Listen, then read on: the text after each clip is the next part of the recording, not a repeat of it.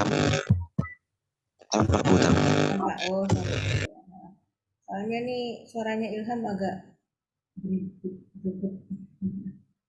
Oke, saya ulang lagi. Kelihatan ya Mendeley desktopnya. Oke.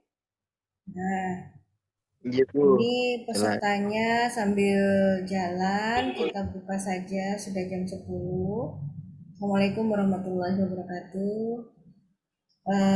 Terima kasih sudah menyempatkan waktu untuk masuk link Zoom yang begini ya berikan. Di sini kita akan mencoba untuk mempelajari big data tentang literatur yang kita masukkan ke dalam Mendeley. Nah, sebelum jauh, di antara teman-teman yang hadir, apakah ada yang sudah paham tentang Mendeley, sudah menggunakan?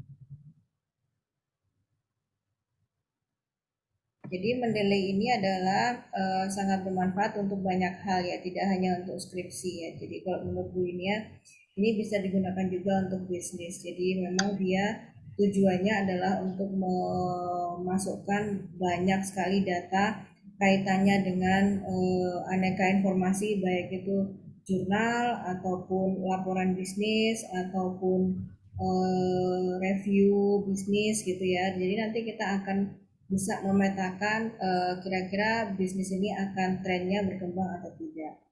Oke, di sini coba saya akan membuka salah satu informasi tentang big data. Nah, di sini kita banyak sekali analisis tentang big data. Dari awal ini kita bisa nampak bahwa big data itu bisa menggunakan machine learning atau pembelajaran learning, menggunakan Studio R, NVivo analisis, Python dan seterusnya. Kita tidak akan punya waktu untuk mempelajari ke sana. Kemudian yang kedua, manfaat big data analisis itu untuk hubungan konsumen atau customer relationship management. Nah, ini yang menjadi sangat tren sekarang. Kalian, saya yakin dirinya sudah sempat membeli di e-commerce atau kalian itu suka mengulas, misalnya beli di Instagram, kemudian kalian ulas, misalnya beli mainan mobil gitu ya, beli mobilan gitu, beli mainan di IG, kemudian ternyata castingnya kurang baik, sambungannya kurang baik, rodanya kurang pas gitu ya misalnya. Nah, itu adalah hasil ulasan konsumen. Nah, sebaliknya kalau kalian senang dengan produk yang kalian beli, oh ini tokonya amanah gitu ya, harganya sesuai dengan barang yang dikirim dan seterusnya. Itu kalau ulasan tentang toko. Kadang-kadang kita juga mengulas tentang delivery, service delivery. Jadi misalnya ada nih tugas akhirnya teman-teman yang ingin menganalisis layanan di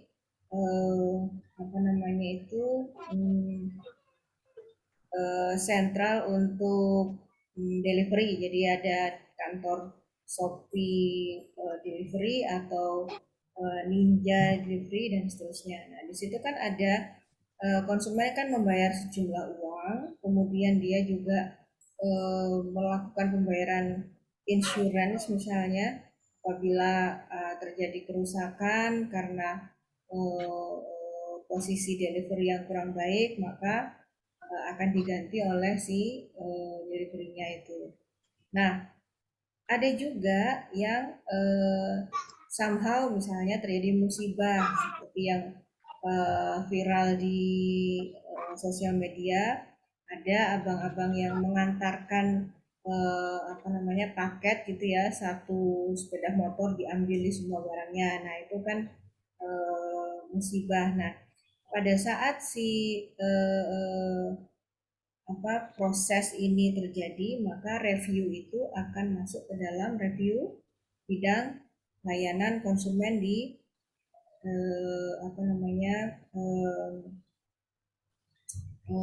pengiriman ya.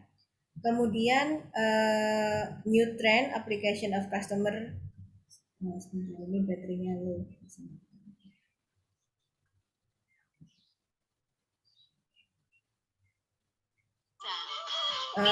Saya tidak menggunakan speaker. Nah, apakah suara saya masih jelas? Jelas, Bu. Jelas ya. Oke, saya lanjutkan kembali. Nah, kemudian saat ini sedang tren aplikasi consumer relationship under big data background. Jadi di dalam modern ekonomi saat ini konsumen itu suara konsumen kan bebas ya, mereka memberikan informasi apa saja di internet.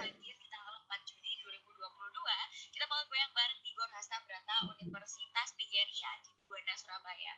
Jangan lupa kita happy bareng di sana. Sebentar, ini ada background apa ini?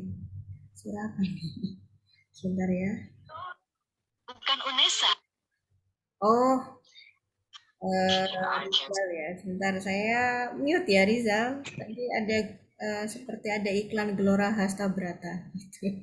Mohon maaf ya tadi kok masuk. Oke, saya share screen lagi. Ya. Kemudian pemanfaatan big data pada organisasi. Jadi misal Adiguana misalnya ya. Di dalam Adiguana ini kita memanfaatkan big data itu untuk menganalisis kira-kira seberapa tingkat kepuasan pelanggan kita, diantaranya adalah mahasiswa, kemudian dosen begitu ya, kemudian pengguna lulusan. Nah, kadang-kadang kita tidak aware kepada sosial media kita, atau kita juga kurang aware kepada komplain yang masuk ke dalam email kita. Nah, padahal yang namanya masukan itu atau kritik saran itu sangat penting untuk meningkatkan performance dari sebuah organisasi. Bahkan bisa melihat peta pesaing, jadi pesaing kita itu mau kemana gitu ya. Jadi analisis big data ini bisa digunakan untuk meningkatkan kinerja atau performa sebuah organisasi atau industri atau perusahaan. Kemudian pemanfaatan big data itu untuk meningkatkan desain produk atau product life cycle management. Jadi di sana bagaimana sebuah big data ini dari suara konsumen tadi ya, yang di atas ini customer relationship. Nah, dari situ akan mendapatkan input atau requirement sebuah produk. Produk ini seharusnya begini, misalnya Anda mencoba untuk ke depan apakah mobil berbasis minyak bumi seperti solar, pertalite, pertamax seperti itu apakah akan sustain. Nah, ke depan prediksi banyak pakar mengatakan bahwa akan di-replace oleh tenaga listrik. Nah, pada saat disuplai oleh tenaga listrik lah, mobil-mobil ini nanti akan dikemanakan seperti itu. Apakah ada mekanisme konversi dari mesin berbahan bakar minyak bumi menjadi mesin berbahan bakar listrik gitu. Jadi yang diganti hanya mesinnya saja, ataukah kita bisa melakukan analisis bisnis, mungkin ke depan kalian bisa menetapkan di mana kalau sekarang ada pom bensin gitu ya, apakah ke depan ada pom energi yang lain, pom listrik seperti itu, kecepatan chargingnya, kemudian berapa lama dia cas, sampai berapa watt dia simpan, dan seterusnya dan seterusnya. Nah, di sana sebenarnya kita bisa melihat bahwa oh iya ternyata big data ini bisa dipakai untuk ada kebutuhan nih di mobil listrik gitu. Kemudian ini adalah co-creation. Nah, studi kasusnya adalah fashion industry. Sebenarnya co-creation itu tidak hanya di fashion industry. Semua industri bisa melakukan co-creation. Apakah co-creation itu? Co-creation adalah sebuah kolaborasi intens ya antara konsumen dengan produsen. Jadi pada saat kita melihat sosial media, kadang-kadang di YouTube itu kan suka tuh ada teman-teman yang suka mengulas unboxing produk A, unboxing produk B. Nah, ulasan-ulasan ini sadar atau tidak sadar itu dia mampu untuk menarik pembeli ya, namanya electronic word of mouth atau e-worm gitu ya. Nah, electronic word of mouth ini misalnya influencer-influencer yang terkenal produk A misalnya, oh ternyata kita itu nanti butuh loh apa handphone yang begini gitu. Oh handphone yang ini jangan dibeli karena dia kekuatannya kurang. Atau handphone ini terlalu lama ngecasnya. Atau handphone yang ini gitu eh, dia baterainya lebih cepat panas sehingga berbahaya kalau kita taruh di tas atau di kendaraan gitu ya, atau pada saat ngecas harus dimatikan dan seterusnya dan seterusnya. Nah, itu adalah salah satu bentuk dari co-creation dan decision making dari produk X gitu ya. Jadi tidak hanya fashion product. Nah, nanti kalau kalian mencoba untuk mencari tahu co-creation itu seperti apa, bahkan pengulas-pengulas ini awalnya memang dia tidak dibayar begitu ya. Awalnya tidak dibayar oleh produsen, tapi lama-lama di situ dia menjadi sebuah pendapatan.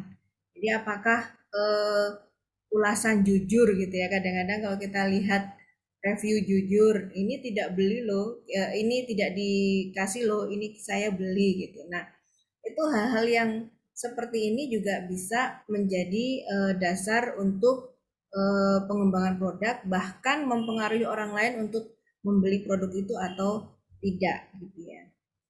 Kemudian manfaat big data yang lain.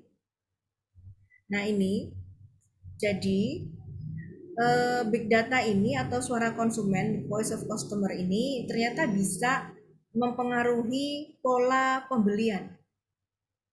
Jadi kalau kalian tidak aware kepada yang namanya ulasan, nah begini deh, coba kalau kalian mau nonton film misalnya, kemarin kan lagi heboh apa KKN itu ya, Desa Penari, itu adalah salah satu bentuk real big data, bentuk real nah, bentuk real dari big data.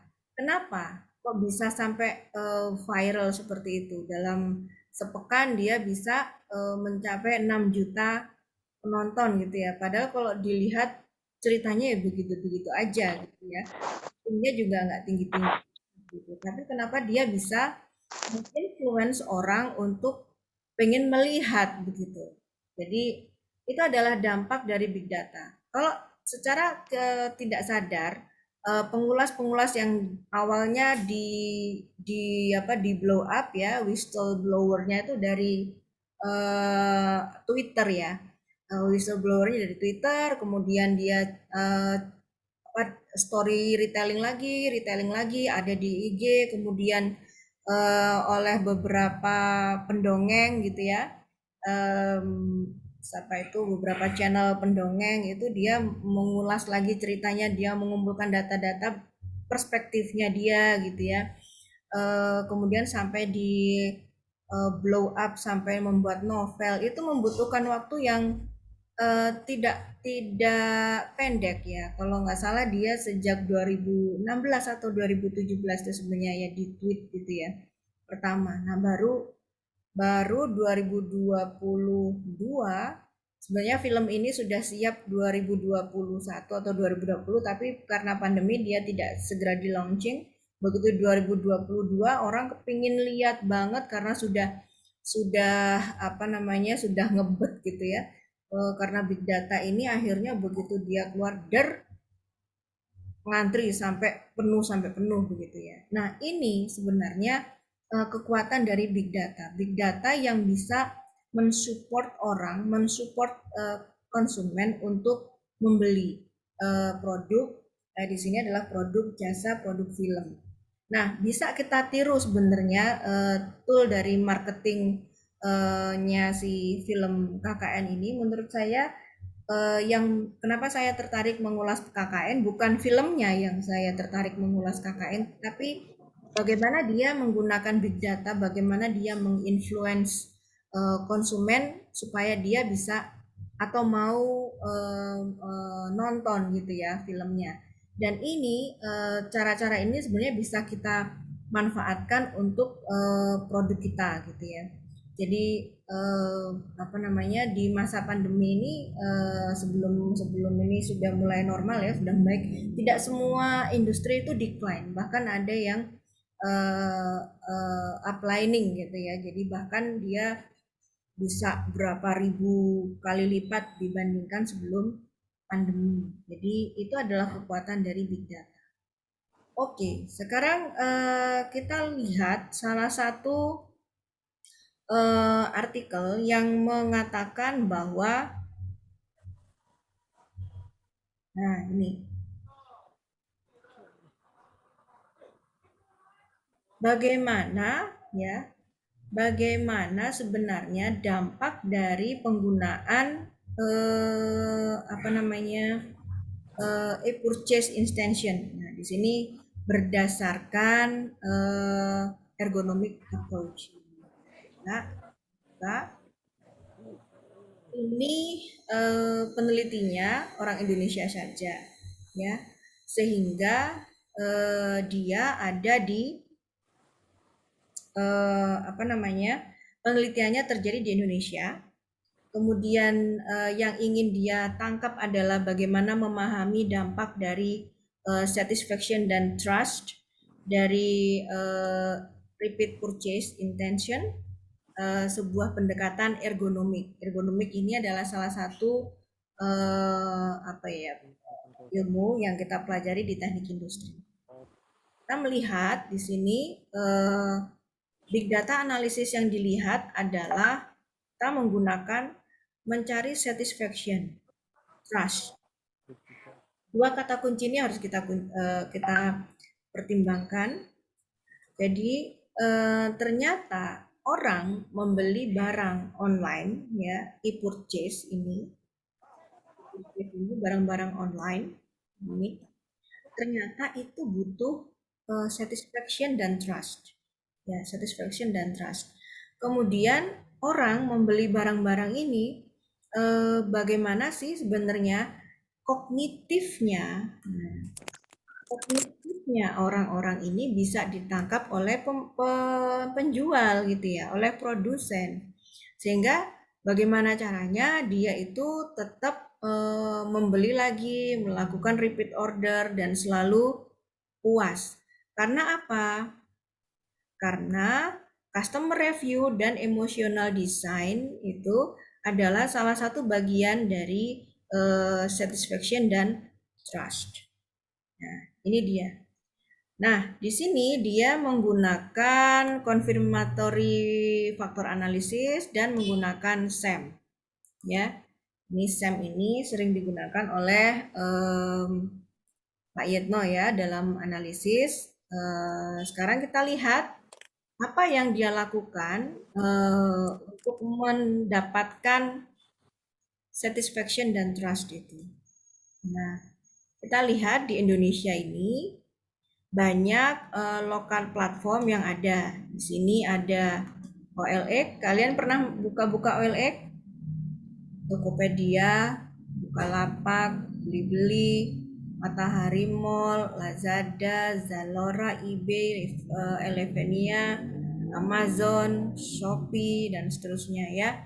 Kemudian ada beberapa buyer gitu, ternyata dia sering membeli ulang atau melakukan repeat order. Nah, di dalam paragraf ini dia katakan bahwa jumlah pembeli di lapak online ini terjadi peningkatan. Nah, di sini yang difokuskan adalah online customer review atau OCR gitu ya, sebagai bentuk mulut elektronik gitu, atau e-worm tadi yang Bu Inia sudah katakan. Jadi pada saat seorang orang itu ingin membeli produk ya, atau membeli tiket KKN tadi, dia akan melihat tuh ulasannya. Dia lihat ulasannya, oke, oh ternyata dia bagus nih. Aku tak beli aja tiketnya. Ternyata ada yang mengatakan memang bagus, ada yang cuma mengatakan ya lah cuma gini tok gitu ya. Jadi pada saat dia membeli produk ini, membeli tiket ini, dia terpengaruh oleh e-worm dari orang-orang lain sehingga ada pengaruh untuk purchase dan selling decision-nya dia. Kemudian dia juga bicara masalah socio-technical system. Nih. Jadi socio-technical system atau secara organisasi itu katakanlah dengan ada hubungannya dengan human, kemudian ada hubungannya dengan teknologi, environment, vibes gitu ya. Bagaimana sih sebenarnya secara perspektif ergonomi untuk menerapkan bahwa teknologi ini seperti bisnis internet ini bisa harus mempertimbangkan faktor humannya gitu, bisa menerapkan bagaimana si buyer ini bisa membuka apa e-commerce Lazada, Blibli itu dia lebih nyaman, kemudian lebih mudah untuk di apa namanya dipahami gitu ya, gimana gitu. Nah, bisa menggunakan teknologi acceptance model. Nah, di teman-teman 2018 apakah ada tugas akhirnya menggunakan TAM? Ada yang menggunakan teknologi acceptance model atau penerimaan teknologi. Jadi TAM ini sebenarnya mudah ya. Mudahnya itu dia hanya mempertimbangkan tiga hal, yaitu perceive of usefulness, jadi mempertimbangkan level pemanfaatan. Kemudian perceive of ease of use, mempertimbangkan kemudahan penggunaan. Kemudian behavioral intention to use, jadi apa ya, kebiasaan penggunaan gitu. Jadi kalau kita bandingkan tuh Lazada sama Shopee aja, di HP-nya Bu Yunia cuma punya dua ya, Lazada sama Shopee. Bu Yunia tidak punya Topet, Bu Yunia tidak punya Blibli, nggak punya Zalora gitu ya. Hanya dua yang saya punya, dan itu memang secara visual, secara sistem itu juga berbeda. Jadi pada saat saya mencoba untuk membuka Shopee, udah terbiasa buka Shopee gitu, geser ke Lazada gitu ya. Ini kok agak beda ya, kok sulit ya awalnya saya pakai itu. Oh, ternyata bedanya di sini, di sini, di sini. Nah, kita bisa apa namanya, mengcompare atau membandingkan dari sekian commerce ya yang lagi ngetren di konsumen muda dewasa gitu ya. Eh, Konsumen muda dewasa ini maksudnya dia masih muda tapi dia udah punya pendapatan sendiri gitu ya, penghasilan sendiri, sehingga dia punya kebebasan untuk membeli produk apapun yang ada di online gitu ya, yang ada di all shop. Nah, dari sini kita bisa melakukan komparasi penelitian, misalnya dari mana yang variabel-variabel mana yang bisa ditingkatkan, variabel mana aja yang oh ternyata kayak gini nih nggak penting. Contoh, em, kalau di dua brand yang saya katakan tadi, si Lazada kan benderanya biru oren gitu ya. Apa-apa biru oren gitu. Bahkan iklan di TV juga biru oren gitu ya. Kemudian si Shopee semuanya pakai oren gitu ya. Sampai bintang iklannya harus pakai baju oren. Nah, kayak gitu adalah bagaimana perceive of usefulness, perceive is use, dan behavior intention to use itu dimanfaatkan oleh commerce tadi. Nah, oke. Sekarang sampai di sini kita bisa melihat Ini dilihat dari model SEM ya. Ternyata SEM dan TAM ini di-combine gitu ya. Ternyata online customer review, kemudian e-trust, kemudian e-satisfaction, itu ada hubungannya dengan visual appeal, ease of use, dan perceive of usefulness. Jadi mana sih yang paling gampang dipakai gitu? Mana yang apakah keenam item ini dia mampu berdampak pada repeat order atau repeat purchase gitu ya di dalam commerce itu tadi. Nah, kita paham bahwa online customer review punya influence gitu ya, related to satisfaction and trust.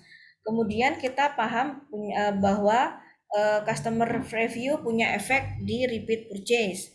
Kemudian ternyata perceive of usefulness mampu mempengaruhi kepercayaan di dalam online store.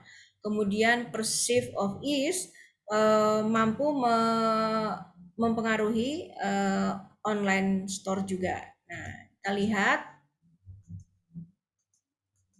hasilnya. Saya tidak akan lama-lama di sini. Nah, hasilnya dia mengatakan bahwa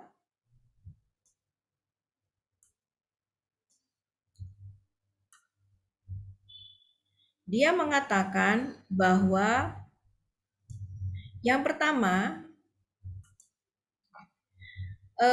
bahwa ada dampak antara kepercayaan dan kepuasan pengguna pada repeat purchase.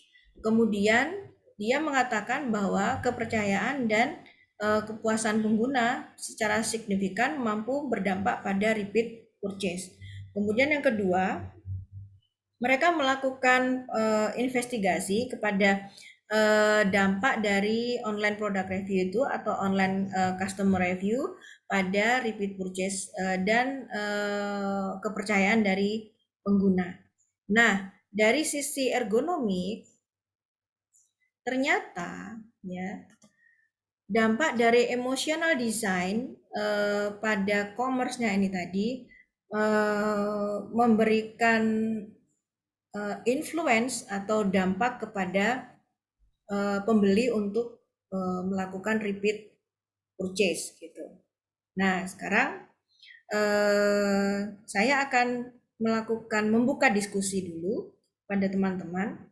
Bagaimana sebenarnya apakah kalian terbiasa untuk membuka review sebuah produk atau jasa sebelum memutuskan membeli atau tidak? Dari yang hadir, di sini ada 26 yang hadir. Ada berapa orang yang sering membaca ulasan konsumen? Tolong raise hand. Membaca aja sebelum membeli. Tolong raise hand. Jadi kita coba untuk membuktikan apakah paper itu tadi terbukti atau tidak terbukti.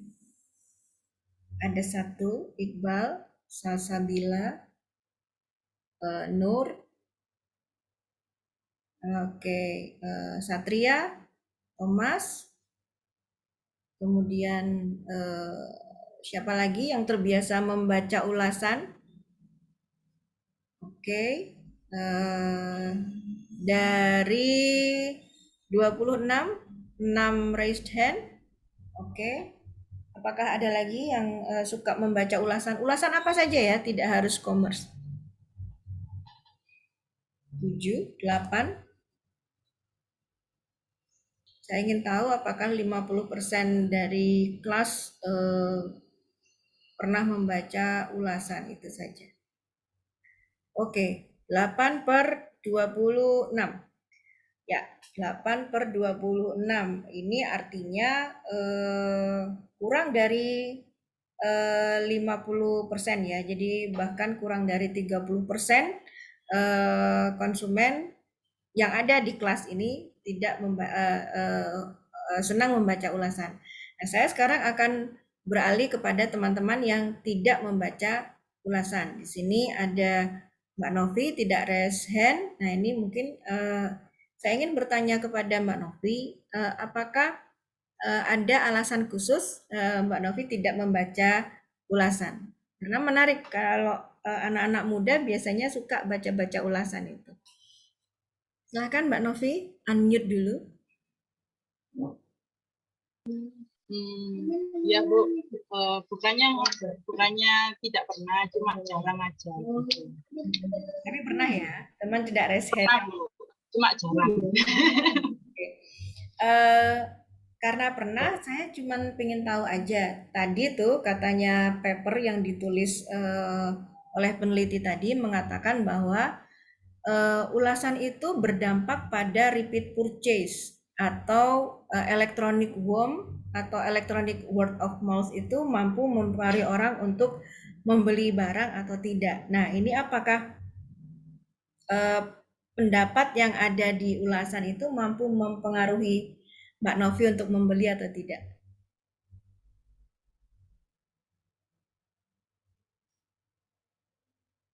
Maksudnya kok misalnya kamu pengen beli hijab gitu ya, lihat ini bahannya bagus apa enggak. Nah, itu kira-kira dampaknya kita mau beli apa enggak itu kepengaruh enggak dengan ulasan orang lain, previous buyer?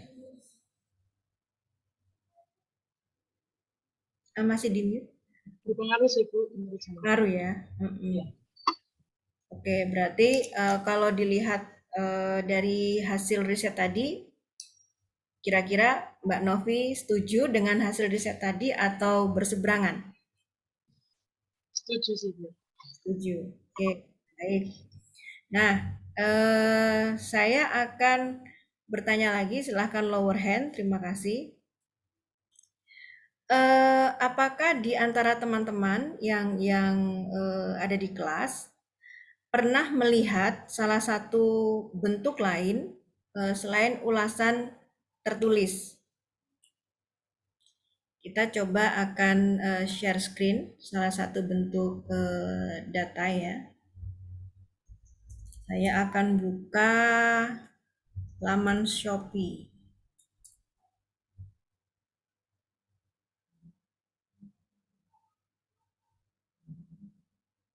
Saya share screen dulu.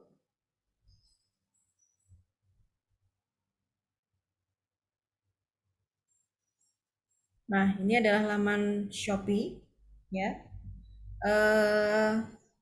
Ada banyak tampilan ya di laman ini. Nah, sekarang dari sisi visual, kalau saya memang terbiasa dengan Shopee ini. Kemudian kita bandingkan dengan yang lain. Misalnya Blibli.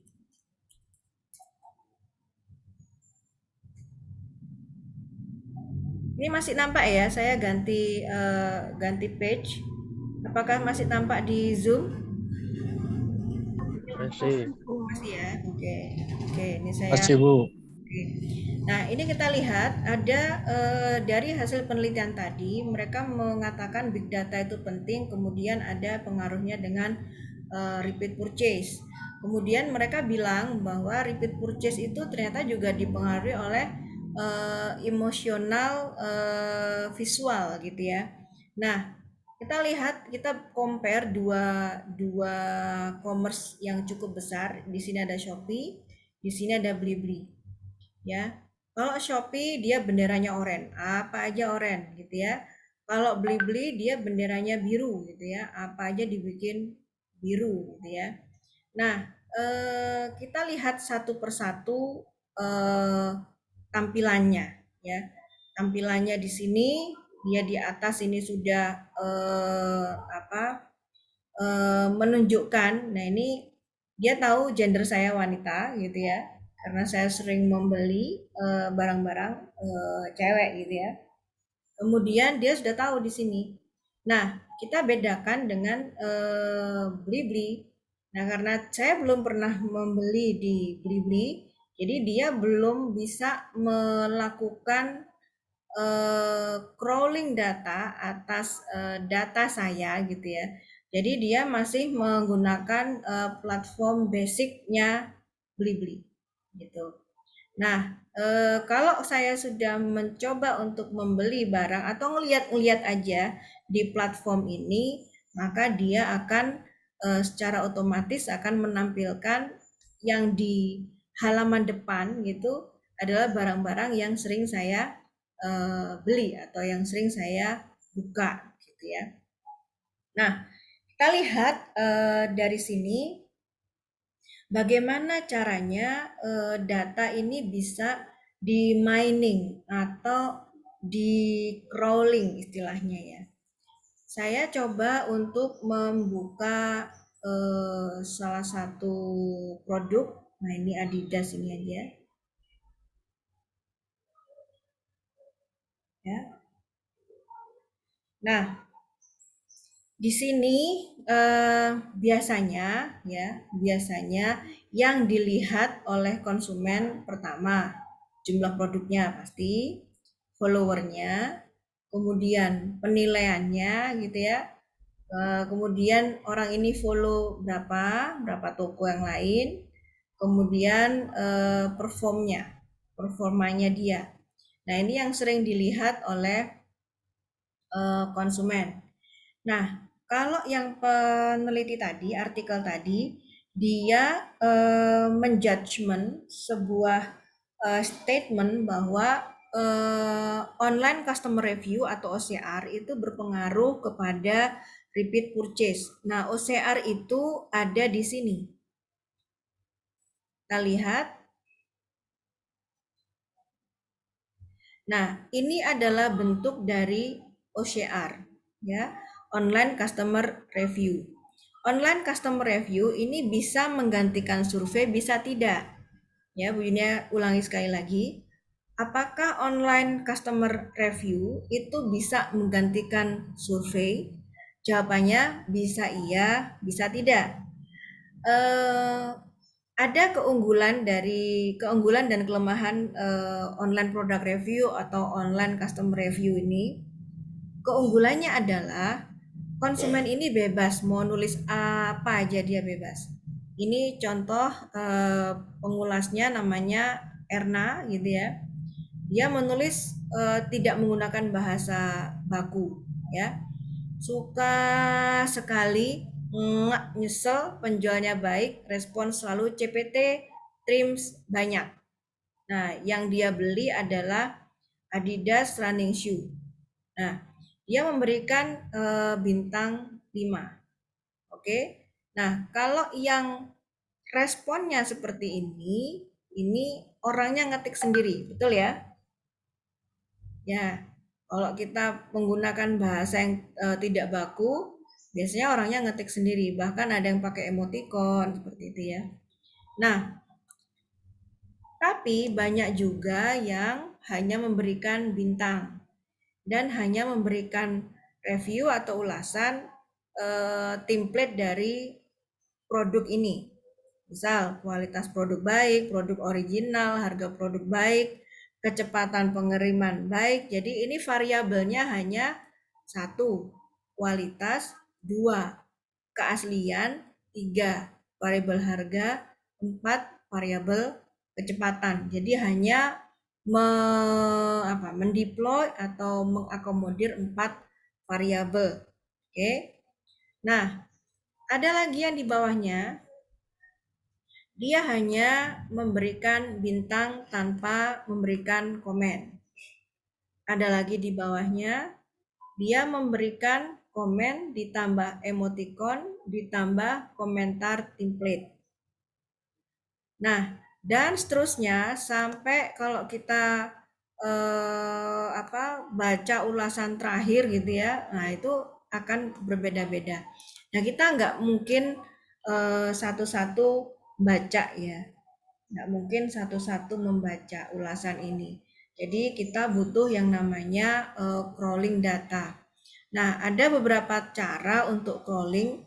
Kita mau secara manual, ini Bu Yunia copy semuanya. copy semuanya, kemudian kita paste, kemudian kita taruh di Word begitu.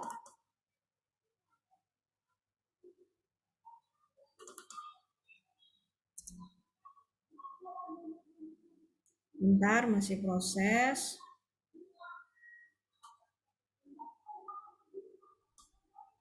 Nah, bentar. Atau kita bisa menggunakan tools yang lain. Kalau di sini saya menggunakan tools Encapture. Ya, saya klik Encapture-nya, kemudian saya simpan sebagai web page.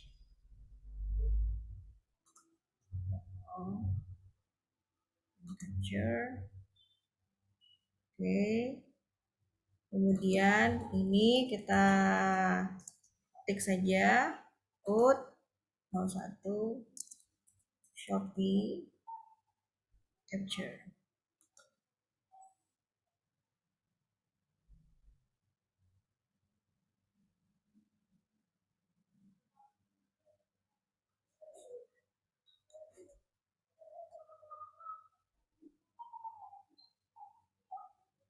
Dia tidak bisa, oke. Nah, sekarang saya akan coba langsung ke NVivo-nya. Saya stop share dulu.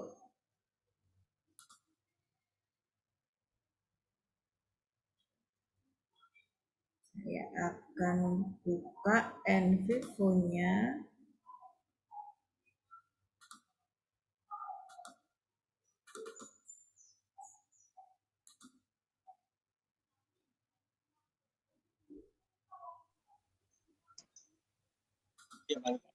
Ya, bentar saya buka dulu. Ini NVivo tampilannya begini.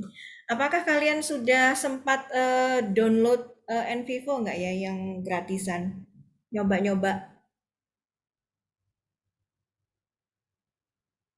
Di lab ada NVivo yang ori. Kalian bisa gunakan. Screen, sebentar. Close ya, sebentar. Nah, ini dia. Sebentar. Saya share dulu. Tampak ya tampilannya NVivo?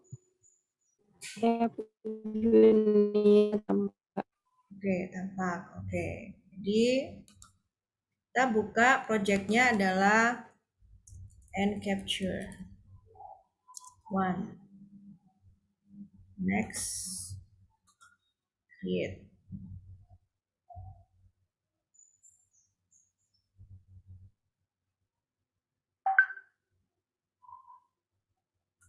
Oke. Tadi kita mencoba untuk melakukan capturing and capturing ya. Terakhir ini saya coba semua saja, saya impor hasil and capturing.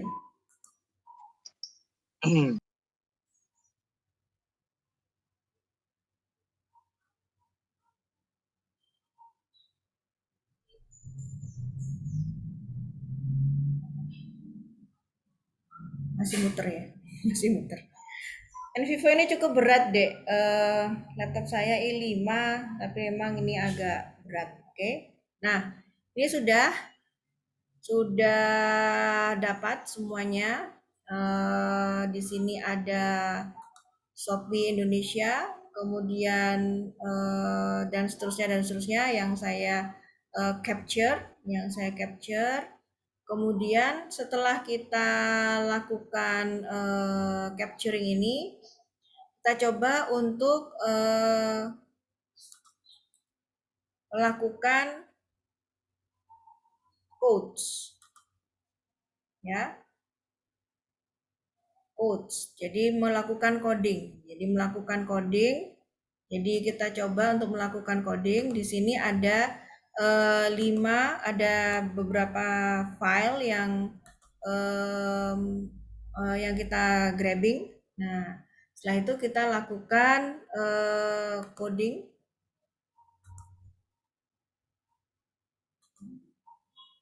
Ya, kita lakukan coding. Di sini ada relationship. Relationship itu adalah hubungan antara file itu seperti apa. Nah, ini adalah tampilan dari NVivo. Sehingga kalau kita mencoba untuk melakukan proses apa namanya analisis di sini lebih mudah gitu ya. Kita coba untuk checking ya.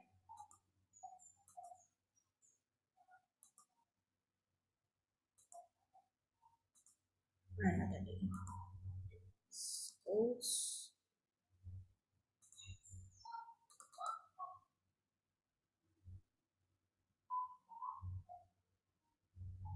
Nah ini di sini ada coveragenya sekian persen ya. Ternyata di sini belum kita clean up ya. Jadi sebelum masuk ke apa di NVivo ini bisa kita cleaning. Jadi misalnya di sini kan tidak perlu nih daftar, ini tidak perlu. Bisa kita del secara manual di sini.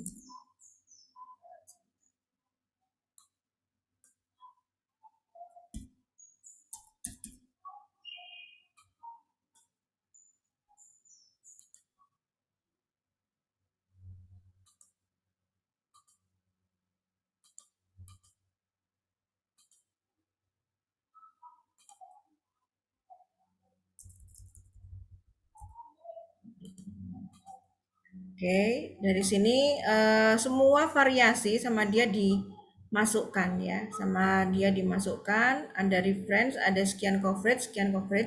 Jadi ini ada 100 coverage hanya terdiri dari 3 item. Yang pertama atas ini seller, kemudian apa namanya reference 2 itu prosentase, kemudian kalau kita lakukan proses summarize-nya, ternyata dia hanya membangun 3 reference dengan coverage 100%.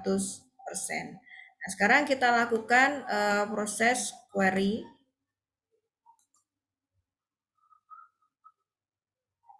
Nah, kita lakukan proses query. Jadi untuk produk tadi yang paling penting adalah menurut wordingnya atau menurut kata-kata yang dituliskan di commerce tadi. Kita lihat isi proses.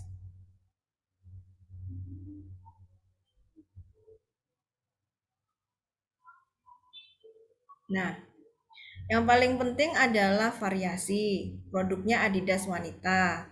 Kemudian belinya di Shopee karena kita belum melakukan proses untuk cleaning ya, cleaning, skimming gitu belum kita proses. Nah, yang paling banyak dibeli putih karena yang kita crawling tadi masih putih. Kemudian yang lain adalah apa kata-kata yang kurang bermakna. Nah, kata-kata yang kurang bermakna ini bisa dilakukan proses stopping atau word apa namanya stop word gitu ya, proses stop word. Jadi misalnya saya nih tidak mau kalau apa namanya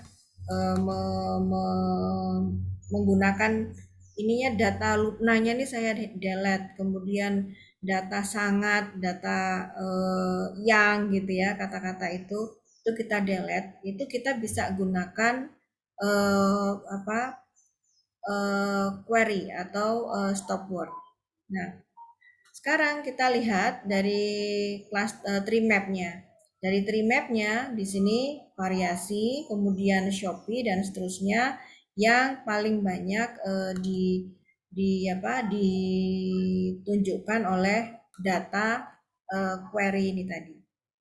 Nah, dari sini kita bisa melihat salah satu manfaat dari online customer review itu adalah kita bisa mendapatkan masukan dari sisi produser dan masukan juga dari sisi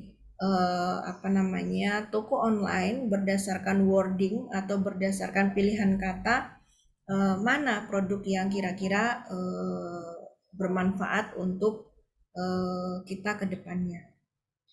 Nah, di sini saya coba untuk melihat ini.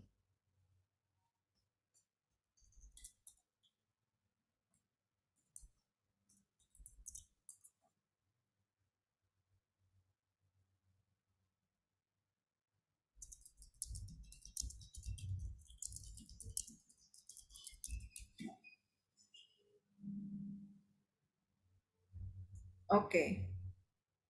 Big data analysis dalam marketing. Di sini kalian bisa coba untuk melihat dari YouTube atau apa ya. Kemudian kita kan sudah pahami kalau iya Bu, big data itu penting. Tadi Novi juga katakan iya itu penting Bu gitu. Saya juga sering nulis, juga sering baca-baca ulasan gitu ya. Tapi gimana ya cara memanfaatkan yang benar? Tadi Bu Ida menggunakan analisis NVivo. Ternyata kalau mau bikin running shoes itu yang paling banyak varian yang diminati warna putih. Nah, itu sudah ketahuan gitu. Ya, warna putih. Ternyata running shoes ini yang paling banyak sekarang yang cari gendernya wanita gitu. Nah, dari sana kita bisa mengambil keputusan, oh ternyata dalam 1 tahun ke depan ini produk running shoes ini yang female berapa persen, yang male berapa persen. Tadi baru satu toko yang kita crawling kan. Nah, itu nanti sebenarnya proses crawling data itu harus dilakukan dari banyak toko, tidak hanya dari satu toko, supaya mendapatkan info yang lebih valid. Nah, kalau tadi kita coba menggunakan Encapture, apakah kalian pernah mencoba untuk mengcapturing dengan metode yang lain? Mungkin ada yang di kelas ini suka capturing data dari internet.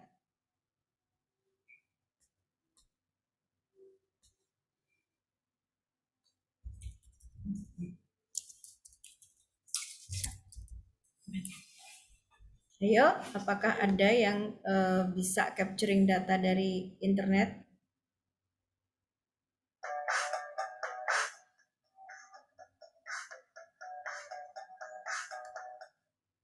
Hi friends.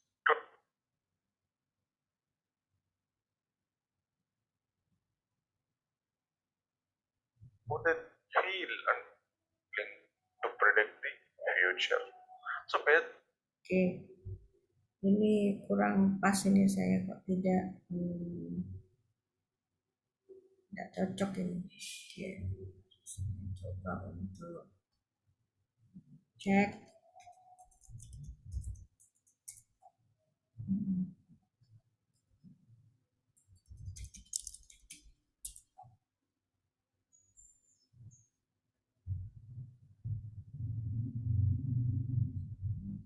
Nah, big data ini juga akan mencoba untuk memprediksi apa sih sebenarnya dampak dari pandemi, kemudian dampak dari krisis perang Rusia Ukraina ini ya. Apakah bisa berdampak sampai ke Indonesia?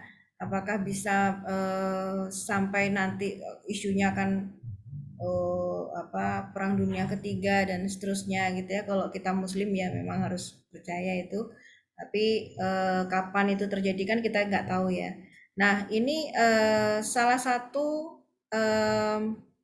apa namanya itu vendor ya, vendor yang menganalisis big data secara konsisten di Indonesia adalah katadata.co.id ya. Ini saya senang dengan website ini. Jadi kalian kalau di tugas akhir ya, tugas akhir silahkan kalian melihat data-data dari website ini. Kenapa? Karena dia memang benar-benar apa database-nya itu bisa dilacak begitu. Contoh yang kemarin Pak Jokowi datang sama mendatangi Elon Musk ya. Ini writernya Reza Pahlavi ya, bukan. Apakah Reza Pahlavi mahasiswa teknik industri ya? Oke, kita lihat di sini dia mencoba untuk mengcompare dan mengumpulkan banyak data gitu. Kira-kira nanti ke depan potensi apa sih sebenarnya antara Elon Musk dengan Indonesia? Nah, dampaknya ke kita itu apa? Itu pertanyaan yang penting. Dampaknya ke kita itu apa? Nah, kira-kira nanti bisnis apa yang bisa kita kembangkan di eranya Elon Musk kalau dia benar-benar masuk ke kita. Jadi tadi saya sedikit sampaikan tentang energi listrik gitu ya. Ya, masa iya harus Elon Musk yang bikin pom listrik di Indonesia? Apa kita nggak bisa gitu bikin pom listrik sendiri? Masa iya Elon Musk yang harus bikin panel surya di Indonesia? Apa kita nggak bisa bikin sendiri gitu ya? Nah, hal-hal yang seperti inilah yang nantinya kalian ke depan itu harus berdasarkan data ngomongnya gitu. Jadi kalau kita bicara kita butuh motor listrik, kita butuh mobil listrik, nah, pom listriknya nggak ada kok. Ya, nah, kalau ngecas sendiri di rumah ya butuh berapa watt, berapa lama. Gitu. Nah, ini sebenarnya ke depan memang harus dipertimbangkan. Baik, apakah ada yang komen tentang data hari ini?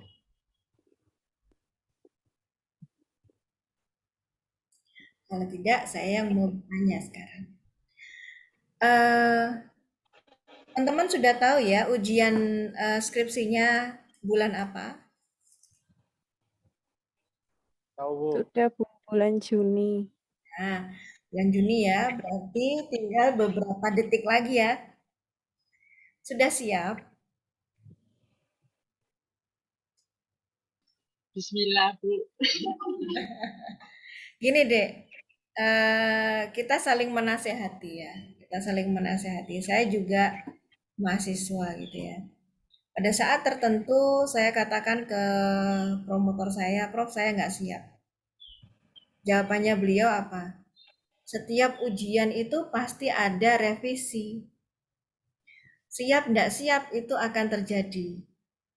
Jadi kalau kita mengatakan saya nggak siap, tapi dosen pembimbingmu udah maju aja, gitu, ya. Tapi ya jangan jelek-jelek banget lah, malu dosen pembimbingnya nanti ya.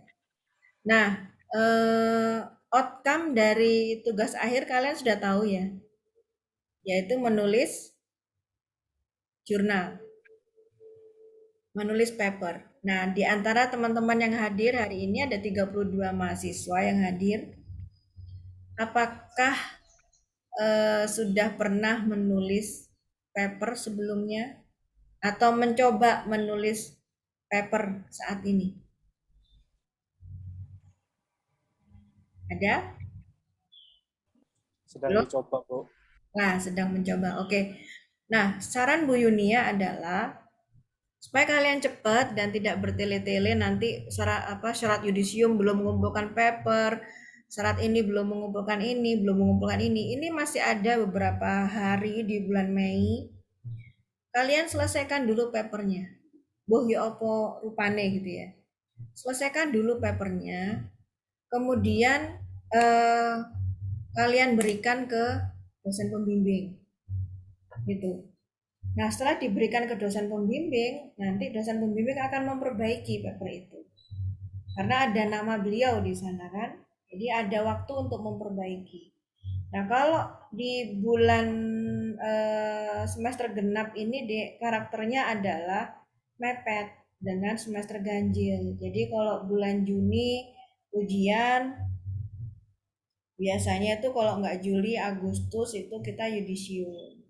Ya, nah kalau sudah yudisium itu mepet sekali dengan hal-hal yang lain gitu.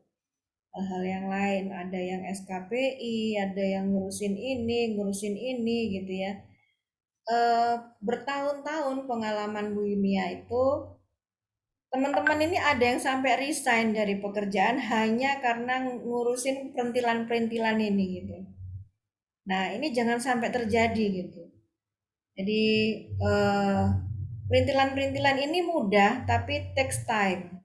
Nah, ini yang saya tidak ingin sampai terjadi, teman-teman harus resign kemudian mulai dari nol lagi hanya gara-gara ngurusin perintilan-perintilan ini. Mari kita selesaikan kewajiban-kewajiban kita kecil-kecil ini bertahap gitu maksud Ibu. Jadi kok bisa paper selesai dulu, kasihkan ke dosen pembimbing. Kemudian nanti SKPI, buku poin gitu, kalau sudah cukup 75 poin, pas ke kampus, pas bimbingan, tanda tangan ke Kaprodi, sekalian tanda tangan ke Pak Bisma gitu. Jadi kelar gitu. Nah, nanti pada saat oke, kumpulkan semuanya, udah selesai semua, sudah ada tanda tangan, sudah ada stempelnya. Nah, itu adalah cara-cara kalau kita sekali dayung itu langsung dapat banyak gitu ya, Dek. Jadi jangan saya sering sama siswa itu loh, hari ini ketemu gitu ya. Loh, besoknya datang lagi. Kamu nggak kerja?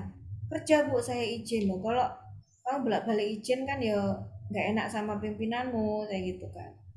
Kemarin ngurusi apa, sekarang ngurusi apa. Kemarin ngurusi SKPI Bu, tanda tangan Pak Nusron loh. Sekarang ya SKPI lagi, tanda tangan Pak Bisma loh. Lah ya mindon gaweni gitu ya.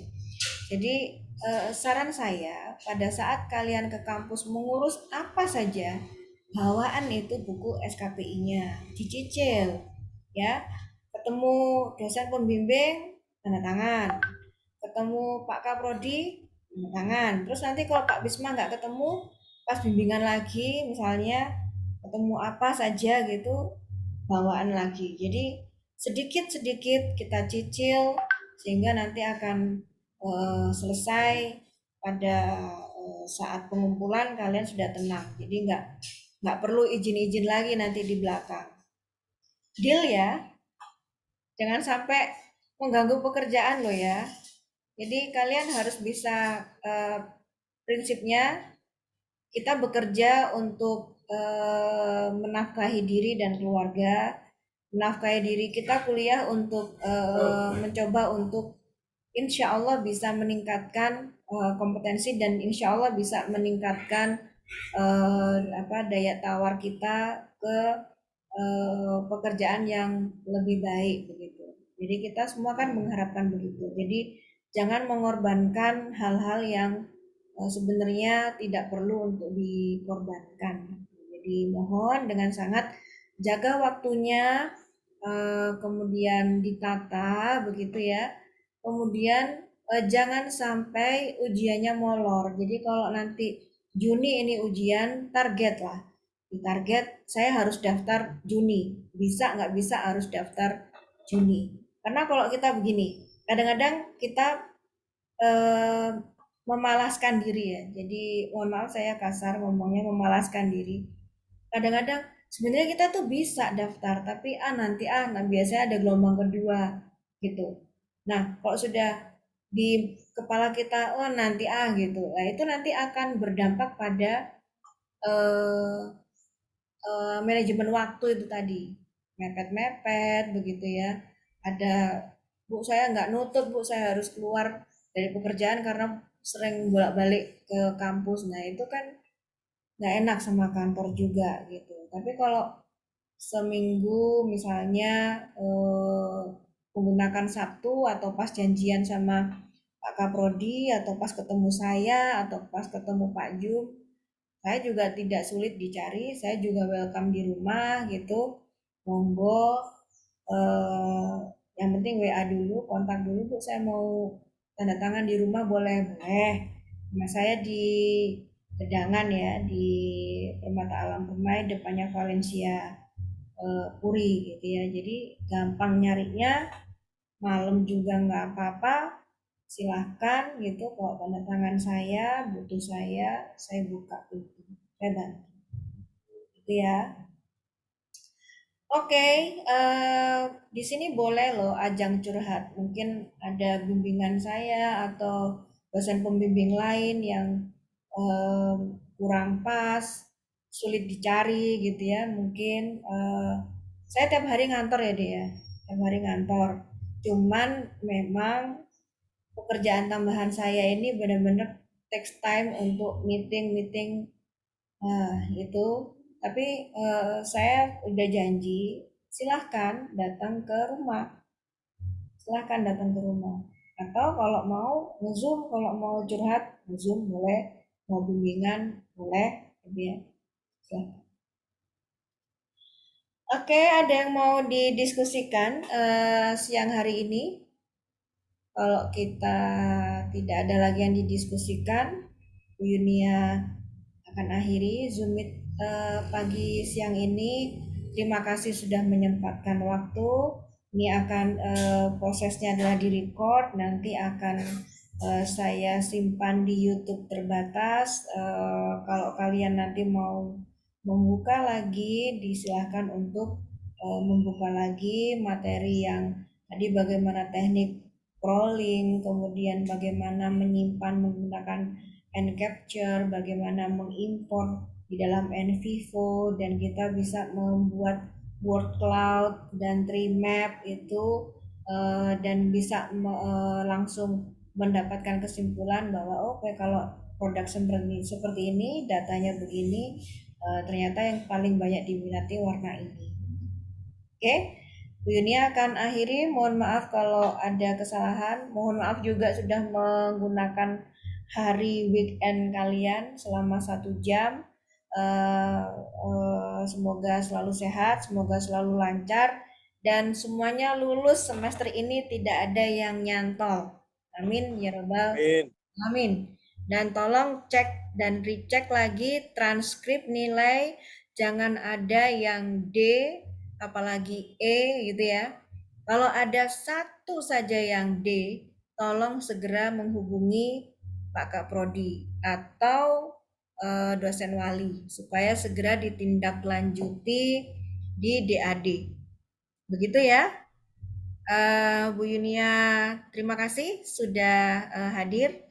Assalamualaikum warahmatullahi wabarakatuh. Salam sehat sejahtera selalu. Waalaikumsalam warahmatullahi wabarakatuh. Izin saya end show. Wabarakatuh.